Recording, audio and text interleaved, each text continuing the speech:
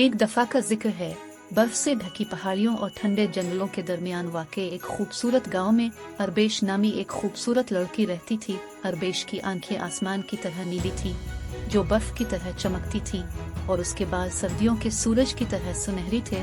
ये गांव एक जादुई जगह थी, खास तौर पर सर्दियों के मौसम में, जब हर चीज बर्फ की नरम चमकती हुई तह में ढकी हुई थी। अरबेश को मौसम सरमा किसी भी दूसरे मौसम से ज्यादा पसंद था। यह सिर्फ बर्फ ही नहीं थी जिसने इसके दिल को खुशी से भर दिया, ये उन बच्चों की हंसी थी जो हवा में गूंज रही थी जब वो ठंडे वंडरलैंड में खेल रहे थे। हर साल गांव में एक विंटर फेस्टिवल का इनेकाद किया जाता था। इस विंटर फेस्टिवल की वजह से पूरी कम्युनिटी इकट्ठ होती थी। जैसे ही त्योहार करीब आया, अरबेश अपने जोश और खुरूश पर काबू न रख सकी। उसने पूरे दिन स्नोमैन तैयार करने और अपने छोटे से कॉटेज को चमकती हुई रोशनियों से सजाने में गुजारे। हुआ गर्म कॉफी की मीठी खुशबू और खुशगवार धुने गाने वालों की आवाज से भरी हुई थी। विंटर फेस्टिवल के दिन गांव का चौक रोशनियों और कहकहों की जादुई बादशाही में तब्दील हो गया था। अरबुश ने अपना गर्म कोट एक गरीब को अतिया किया। अरबुश ने अपना गर्म स्कार्फ पहना जो इसकी दादी माँ ने इसके लिए बनाया था, और फेस्टिवल में शामिल होने के लिए निकली। इसके जूते के नीचे बर्फ टूट गई और उसकी सांस ने ठंडी हवा में नाजुक बादल बनाए।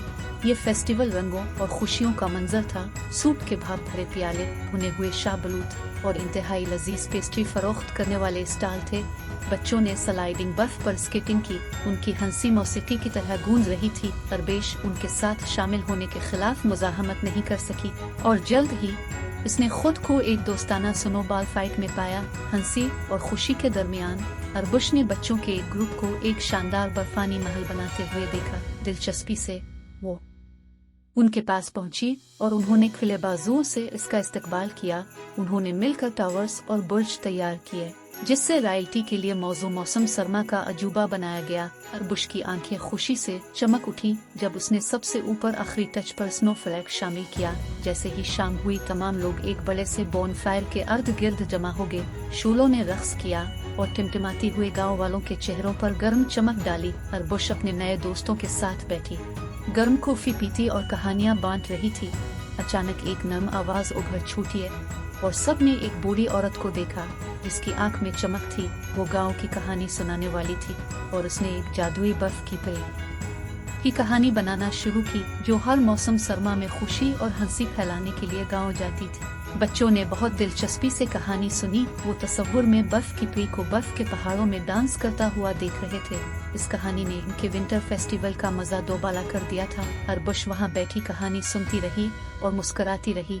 वो गांव एक ऐसी जगह बन गया था जहाँ ख्वाब जिंदा होते थे, और मौसम सरमा वाकई सबसे ज्यादा खूबसूरत मौसम था। जैसे जैसे सितारे सर के ऊपर चमक रहे थे, विंटर फेस्टिवल इख्तिताम को पहुंचा, लेकिन यादें गांव वालों के दिलों में पड़ी रही। अरबेश अपने आरामदेह कॉटेज में वापस आ गई, इस जादुई दिन के लिए शुक्रगुजार हुई जो उसने पुराने और नए दोस्तों के साथ शेयर किया था।